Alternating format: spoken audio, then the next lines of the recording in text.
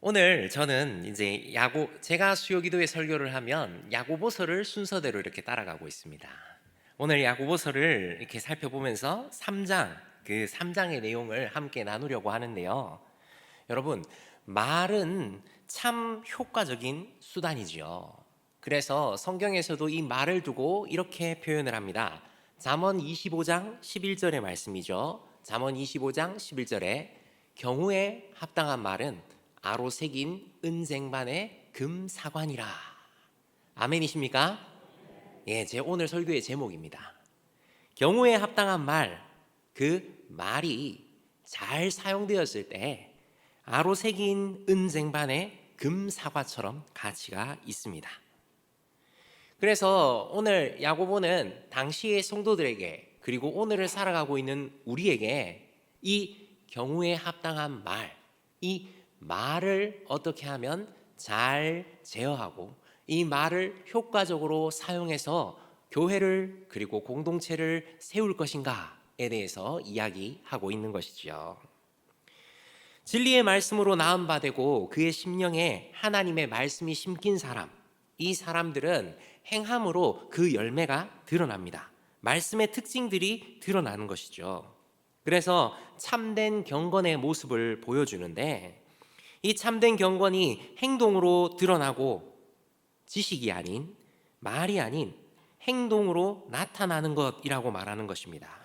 그래서 이 참된 경건을 위하여 야고보는 오늘 우리가 어떻게 언어 생활을 해야 하는가에 대해서 가르쳐 주는데요. 이 혀에 대해서 이야기를 길게 하면서 오늘 말씀을 통해서 참으로 온전함에 이르기 위한 참된 경건을 위한 우리의 언어 생활은 어떠해야 할까? 그 첫 번째입니다. 말을 다스려야 합니다. 여러분, 3장 1절과 2절 우리 함께 읽었는데 한 번 더 읽겠습니다. 3장 1절과 2절입니다. 내 형제들아, 너희는 선생된 우리가 더 큰 심판을 받을 줄 알고 선생이 많이 되지 말라. 우리가 다 실수가 많으니 만일 말에 실수가 없는 자라면 곧 온전한 사람이라. 능히 온 몸도 굴레 씌우리라. 아멘. 지금 야고보는 교회의 리더들에게 경고를, 그러니까 당부를 하고 있습니다. 특별히 리더들에게, 특별히 선생들에게 말을 하는 것이죠. 교사들에게 이야기를 하는 것입니다. 이 교사가 요즘처럼 주일학교 교사는 아닙니다. 초대교회의 아주 특징적인 직분인데, 이 교사는 교회 안에서 가르치는 자로 매우 존경받는 위치에 있었습니다. 그러니까 말하는 사람이었다는 것이죠. 이 교사가 어느 정도 위치인가, 은사를 이야기할 때 우리가 잘 알고 있는 고린도전서 12장에 보면 이 교사의 위치를 사도와 선지자 그 다음에 놓고 있습니다. 말하자면 사도와 선지자와 함께 언급될 만큼 교회를 세우고 성도들을 가르치는 중요한 직분이 바로 이 교사, 선생이었다는 것이죠.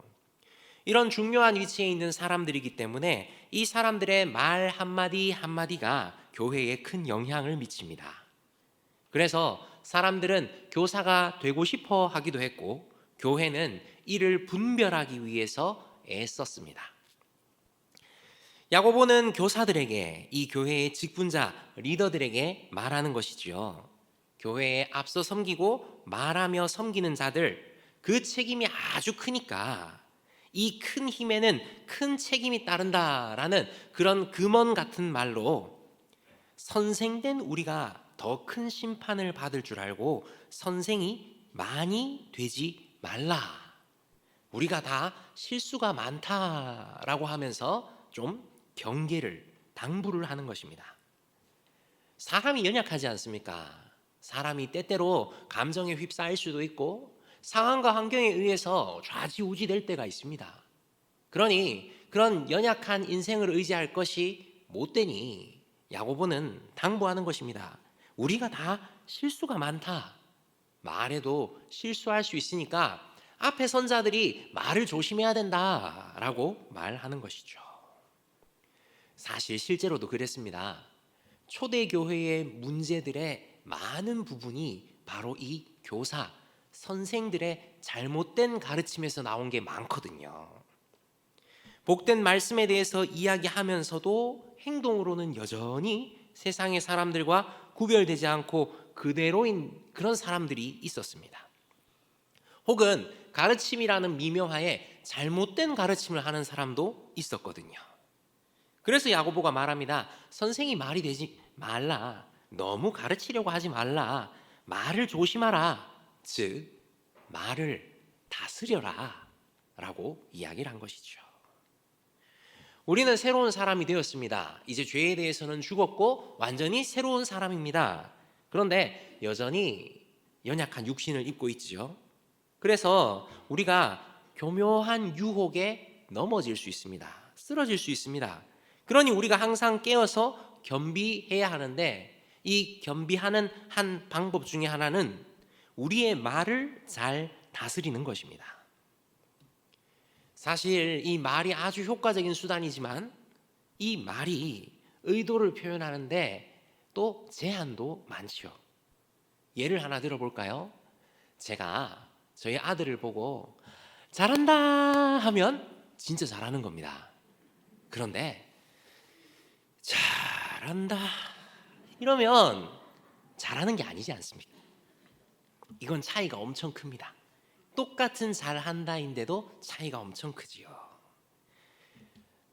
사람들이 받아들일 때 내가 똑같이 말했지만 다르게 받아들일 수 있다는 겁니다. 아니 어떻게 저렇게 이야기하지? 어떻게 저렇게 말을 하는 거야? 사람들마다 너무 달라서 내가 의도한 바는 아니지만 다른 사람들은 다르게 받아들일 때가 있다라는 것이지요.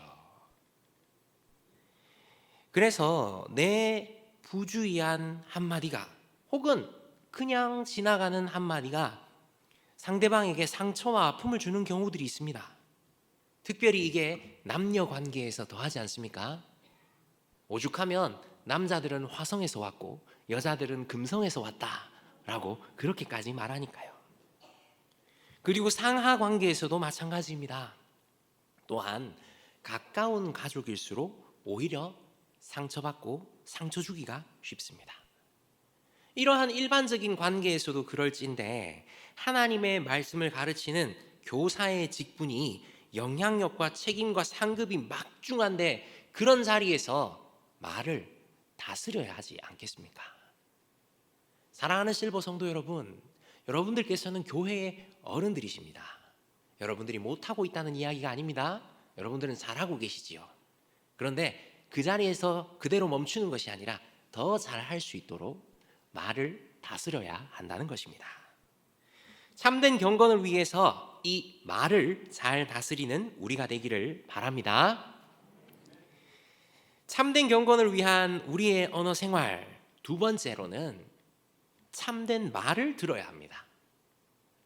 여러분, 야고보가 말합니다. 3절부터 말을 세 가지 사물에 빗대어서 그 영향력을 이야기하는데요. 제갈, 키, 불에 대해서 이렇게 비유하면서 그 영향력을 말합니다. 여러분, 제갈을 보십시오. 사람이 그 한마디 내뱉으면 그 뱉은 말이 그 사람을 제갈 물려서 이리저리 끌고 다니지 않습니까? 유명인들이 한마디 했다가 그 말 한마디 때문에 이리저리 휘둘리는 것 얼마나 많이 보셨습니까? 그리고 여러분 또 배에 달린 키 같은 경우를 보십시오. 파도가 넘실거리고 바람이 이렇게 불어도 그 조그마한 키가 배의 방향을 잡습니다. 말도 이와 같은 것이죠. 여러분 불을 보십시오. 얼마 전에 여러분 우리 강원도 산불 기억하십니까? 밀양의 산불을 기억하십니까? 숲을 가꾸는데 엄청난 세월이 드는데 불이 한번 나면 그냥 한 줌의 재로 화해버립니다. 사람이 분에 가득한 말을 쏟아내면 이 불과 같이 상처받고 쓰러진 사람들로 재로, 잿더미로 만들어버린다는 것이죠. 그래서 8절에 혀는 능히 길들인 사람이 없나니 쉬지 아니하는 악이요 죽이는 독이 가득한 것이라 라고 하면서 말을 잘 다스려야 된다라고 하며 이 방치한 말이 쉬지 않는 악이고 죽이는 독이다. 그러니까 이 말을 잘 다스려야 된다. 그럼 우리는 어떻게 말할까? 11절에 한 샘에서 어찌 단물과 쓴물을 낼 수 있겠느냐라고 하면서 우리가 단물로 가득 차야 한다는 것이죠. 즉 우리의 마음이, 우리의 생각이 단물로 하나님의 말씀으로 가득 차야 한다는 것입니다. 하나님의 말씀은 혼돈스럽지 않습니다. 일관적이고 신실합니다. 거짓이 없고 그야말로 믿음직하지요. 풀과 죄송합니다. 풀과 꽃은 그 영광이 함께 시들어 버리고 없어지지만 하나님의 말씀은 세세토록 영원히 있습니다. 하나님의 말씀은 혼돈으로 점철된 인간의 타락한 세상 속에서 붙들 유일한 구원이십니다.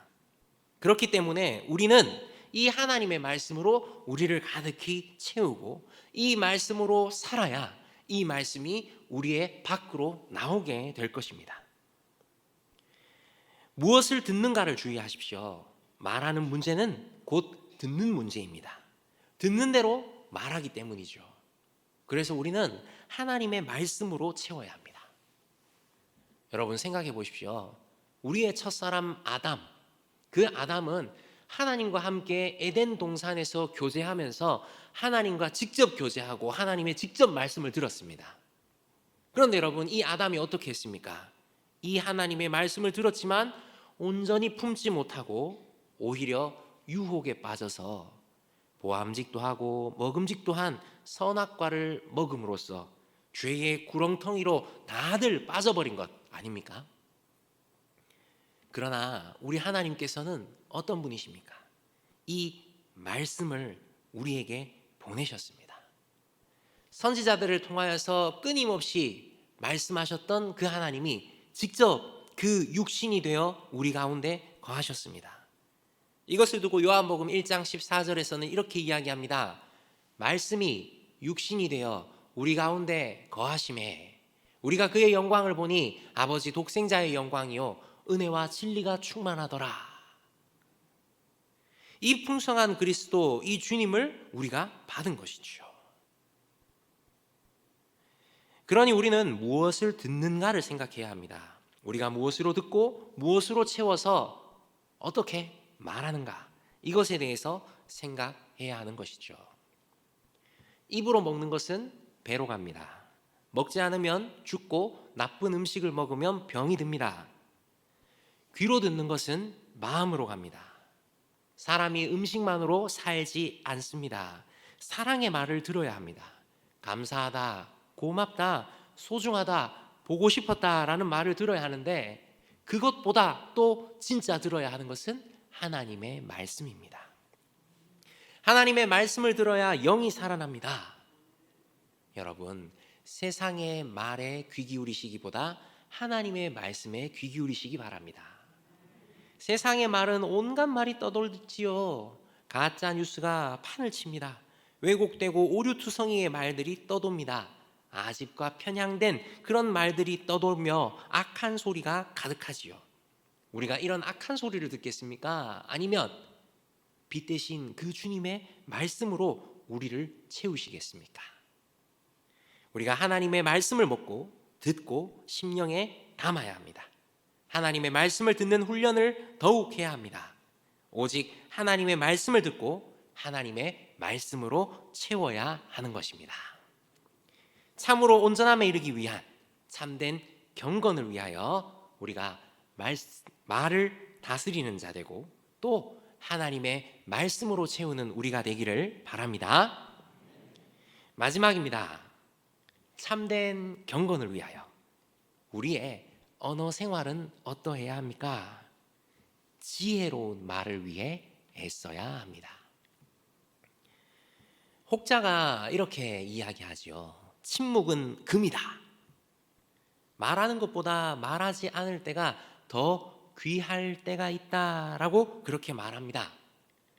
그러면 침묵은 금이니까 우리는 지금부터 말을 안 하면 되겠네요. 그럴 수가 없습니다. 말을 안 하고 살 수는 없지요. 말을 잘 해야 합니다. 어떻게 해야 할까? 지혜롭게 해야 한다는 것이죠.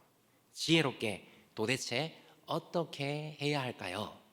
우리가 오늘 함께 읽진 않았지만 3장 17절과 18절의 말씀을 한번 보시겠습니다. 3장 17절입니다. 오직 위로부터 난 지혜는 첫째 성결하고 다음에 화평하고 관용하고 양순하며 긍휼과 선한 열매가 가득하고 편견과 거짓이 없나니 화평하게 하는 자들은 화평으로 심어 의의 열매를 거두느니라. 아멘이십니까? 우리 회원님들이 얼마나 센스가 있으신지 제가 함께 읽자고 얘기하지 않으셔도 함께 읽어주시는 이 센스 너무 감사합니다. 여러분, 이 지혜를 말합니다. 위로부터 난 지혜. 오직 위로부터 오는 것, 바로 그것으로 충만한 것이 지혜입니다. 우리가 이 지혜가 충만하도록 지혜로운 말을 위하여서 기도해야 하는 것이죠. 이 지혜가 성결하고 화평하고 관용하며 양순하고 긍휼과 선한 열매가 가득하고 편견과 거짓이 없기 때문에 화평으로 심어서 의의 열매를 거둘 수 있기 때문에 우리가 지혜를 구해야 하는 것입니다. 지혜와 총명, 이것을 참으로 구해야 합니다. 우리가 흔히 성령 충만함을 구하지요. 마찬가지입니다. 우리가 지혜의 충만을 위해서 구해야 합니다. 성령으로 충만하고 지혜로 충만해야 합니다. 그런데 여러분, 이 성령 충만과 지혜 충만이 다른 것이 아닙니다. 하나님의 신, 바로 성령 하나님은 지혜의 영이시기 때문에 성령으로 충만하다라는 것은 지혜로 충만하다는 것입니다. 우리가 흔히 성령 충만하다 하면 막 가슴이 뜨거워지고 감정적으로 고조가 되면서 주여! 이 정도로 생각하는 경향이 있습니다. 그러나 하나님의 영이신 성령은 지혜의 영이십니다. 우리가 성령의 충만함을 구하면 지혜로 충만케 해주십니다.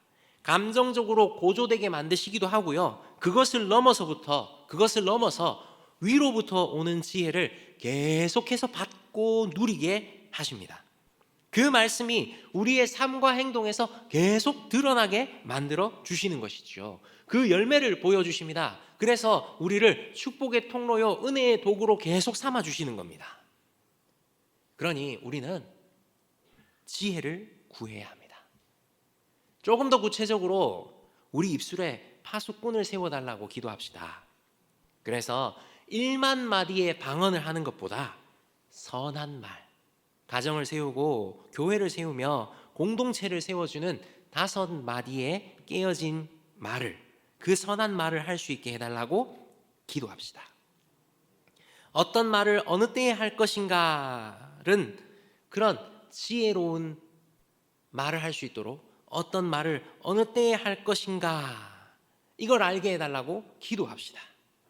이를 위하여서 때때로는 적게 말할 수도 있고 느리게 말할 수도 있겠지요. 기도해야 합니다. 마땅하지 않은 때 튀어나오는 말, 남의 말을 듣지 않고 잘라버리는 말, 자기 자랑을 견디지 못해 참지 않고 하는 말은 상대방에게 상처를 줄 수 있습니다. 그러니 적절한 때에 적절한 양의 말을 통해 소금으로 적당히 간한 것 같이, 은쟁반에 아로새긴 은쟁반에 금사과 같이 그렇게 말해야 한다는 것이죠. 이 모범을 예수님이 보여주셨습니다.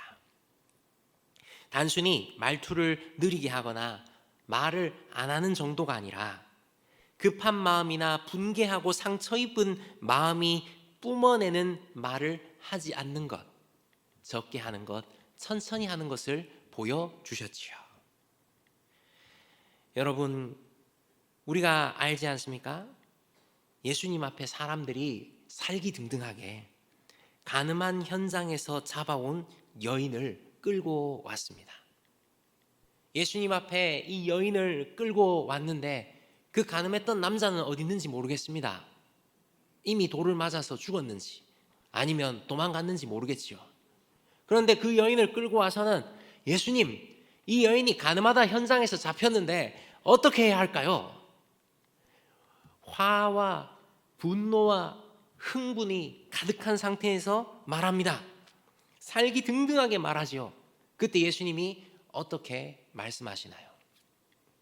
급하게, 그래, 어떻게 간음을 하다가 이 나쁜, 이러셨나요? 아니면 율법의 지식을 그냥 쫙 이야기하시면서 이런 율법에 따라서 이 여인을 이렇게 말씀하셨나요? 그렇지 않습니다. 우리 예수님께서는 말씀이 없으셨습니다. 의도적으로 시간을 끄셨습니다.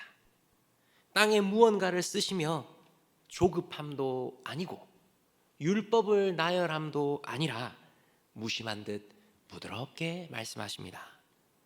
너희 중에 죄 없는 자가 먼저 돌로 치라. 그 조용한 음성이고 부드러운 음성이고 천천히 기다렸다 말하는, 뜸들였다 말하는 그 말씀인데 얼마나 강력한지요.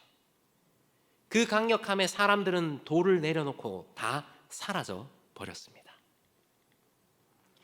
사랑하는 성도 여러분, 참된 경건을 위한 우리의 언어 생활이 이래야 합니다. 지혜롭게 말하는 것입니다. 성령 하나님의 충만함을 구하며 적게, 느리게, 부드럽게 말하는 것입니다. 이런 말을 하는 저도 준비를 하면서도 실수를 합니다. 편한 사람과 있을 때, 가족이나 가족과 같은 사람들과 있을 때 오히려 더 실수를 하지요. 그런데 여러분, 실수했다라고 해서 그냥 두면 안 됩니다. 왜 뜨거운 물이 콸콸 나오는 수도꼭지를 뜨거운 틀고는 뜨거 하고 데였다고 해서 그 수도꼭지를 그대로 놔둔다면 더 큰 문제가 생기지 않겠습니까? 그러니 지금이라도 그 물을 잠그려는 노력이 필요하고 기도가 필요한 것입니다. 참된 경건을 위해서 우리가 말을 다스려야 합니다. 또한 하나님의 말씀으로 우리를 채워야 하죠. 그리고 지혜롭게 말하도록 기도해야 하며 기도함과 동시에 때로는 적게 천천히 말해야겠습니다.